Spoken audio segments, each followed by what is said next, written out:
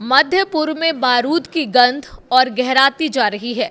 24 घंटे 63 हमले और अब सवाल यह है कि क्या ये सिर्फ जवाबी कार्रवाई है या एक बड़े युद्ध की शुरुआत। बात उस टकराव की जिसने एक बार फिर दुनिया की चिंता बढ़ा दी है। हिजबुल्लाह बनाम इजराइल। पिछले 24 घंटे में हिजबुल्लाह ने जो किया वो सिर्फ एक हमला नहीं बल्कि एक सटीक रणनीतिक संदेश है। रिपोर्ट के मुताबिक 63 अलग अलग मिलिट्री ऑपरेशंस के जरिए इजरायली ठिकानों को निशाना बनाया गया। रॉकेट, ड्रोन और आर्टिलरी यानी हर वो हथियार जो सीमित युद्ध को बड़े टकराव में बदल सकता है।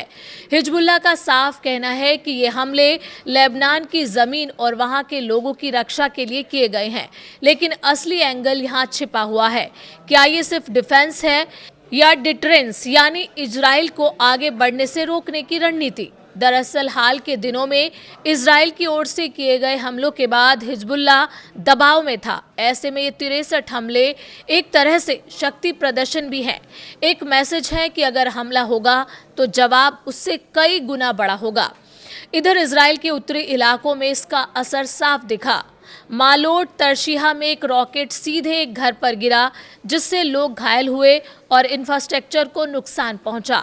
बिजली, पानी जैसी जरूरी सेवाएं भी प्रभावित हुई। यानी ये लड़ाई सिर्फ सैन्य ठिकानों तक सीमित नहीं रही, आम नागरिक भी अब इसकी चपेट में आ रहे हैं। अब बात करते हैं जवाबी कार्रवाई की। इजराइल ने भी देर नहीं की। लितानी नदी पर बने कासमिया ब्रिज को एयर स्ट्राइक में उड़ा दिया गया। इजराइल का आरोप है कि इस पुल का इस्तेमाल हिजबुल्लाह हथियार और लड़ाकों की आवाजाही के लिए कर रहा था। लेकिन यहाँ बड़ा सवाल ये है, क्या पुल उड़ाना सिर्फ एक सैन्य कदम था या लेबनान के इंफ्रास्ट्रक्चर को कमज़ोर करने की सोची समझी रणनीति। लेबनान की राजधानी बेरूत से इस पर कड़ी प्रतिक्रिया आई है। सरकार ने इसे खतरनाक उकसावा बताया और अंतर्राष्ट्रीय समुदाय से दखल की मांग की, क्योंकि अगर ये सिलसिला ऐसे ही चलता रहा तो ये टकराव सिर्फ बॉर्डर तक सीमित नहीं रहेगा, ये पूरे क्षेत्र को अपनी चपेट में ले सकता है।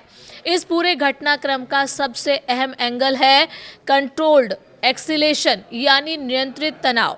दोनों पक्ष एक दूसरे पर हमला तो कर रहे हैं, लेकिन अभी पूरी तरह से खुला युद्ध नहीं चाहते। हिजबुल्लाह अपने प्रभाव को बनाए रखना चाहता है, जबकि इजराइल अपने सुरक्षा ढांचे को मजबूत दिखाना चाहता है। लेकिन इतिहास गवाह है, ऐसी सीमित लड़ाइयाँ कब बड़े युद्ध में बदल जाती हैं कोई नहीं जानता। तो क्या ये सिर्फ एक और सीमा संघर्ष है या मध्य पूर्व में एक बड़े युद्ध की दस्तक। फिलहाल हालात बेहद नाजुक हैं और दुनिया की नज़रें इस टकराव पर टिकी हुई हैं।